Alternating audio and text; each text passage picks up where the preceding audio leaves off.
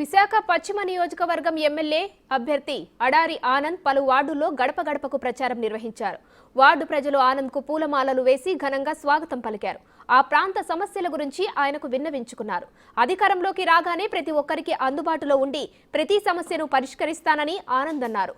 YCP ప్రభుత్వంలో అమలు చేసిన సంక్షేమ పథకాలు, అభివృద్ధి కార్యక్రమాలు గతంలో ఏ ప్రభుత్వం కూడా చేయలేదన్నారు. ప్రజలు ఓటు ద్వారా తెలుగుదేశం పార్టీకి వీడ్కోలు చెప్పబోతున్నారని ఆనంద్ అన్నారు.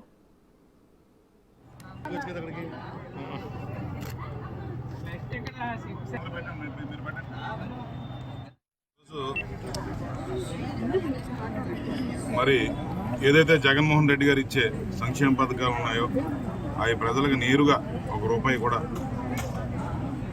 అవినీతి లేకుండా ప్రజలకు అందుతున్నాయో ఇవన్నీ చూసి ఈరోజు జగన్మోహన్ రెడ్డి గారు ప్రజలందరూ కూడా జగన్మోహన్ రెడ్డి గారి పక్షాన ఉన్నారు. ఎక్కడికి వెళ్ళినా బ్రహ్మరథం పడుతున్నారు.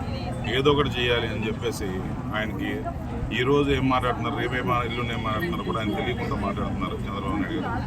ఒకటే నేను చెప్తున్నాను, ఈరోజు మా దగ్గర రికార్డ్స్ ప్రకారంగా గత 14 నుంచి 19 వరకు ఏ విధంగా ఆయన ప్రజలకు ఇచ్చిన సంక్షేమంలో కానీ, లేకపోతే రేపు పొద్దున ఎడ్యుకేషన్ పరంగా కానీ, లేకపోతే ఫైనాన్షియల్ గ్రోత్ కానీ ఇవన్నీ కూడా మా దగ్గర రికార్డ్స్ ప్రకారంగా ఉన్నాయి. రేపు పొద్దున రిలీజ్ చేయబోతున్నాం. ఈరోజు ఎన్ని ఆయన చెప్పినా కూడా ప్రజలు నమ్మే పరిస్థితి లేదు. ఈరోజు ఆయన 3 సిలిండర్లు ఇస్తాను, ప్రతి ఇంటికి మీరు పిల్లలు కానండి, నేనేమో ఓపుకుంటే పిల్లలు కానండి, నేను 15,000 ఇస్తాను, 15,000 ఇస్తాను, నోటుకు వచ్చినట్టు ఏం మాట్లాడుతున్నా కూడా ఆయన తెలియకుండా, అంటే ప్రజల్ని కించపరుస్తున్నట్టా లేకపోతే ప్రజల్ని ఏ విధంగా ఆయన ఊహించుకుంటున్నారో అన్నది కూడా తెలియటం లేదు. ఎందుకంటే ఇప్పటి వరకు జరిగిపోయింది దానికి ఆ ఎల్లో మీడియాను అడ్డం పెట్టుకుని రకరకాలుగా ఆయన చేయడం జరిగింది. అది లేకుండా ఈరోజు జగన్మోహన్ రెడ్డి గారు ప్రజల్లోకి నేరుగా వెళ్ళడం వల్ల జగన్మోహన్ రెడ్డి గారు ఏంటన్నది ప్రజలకు తెలిసింది.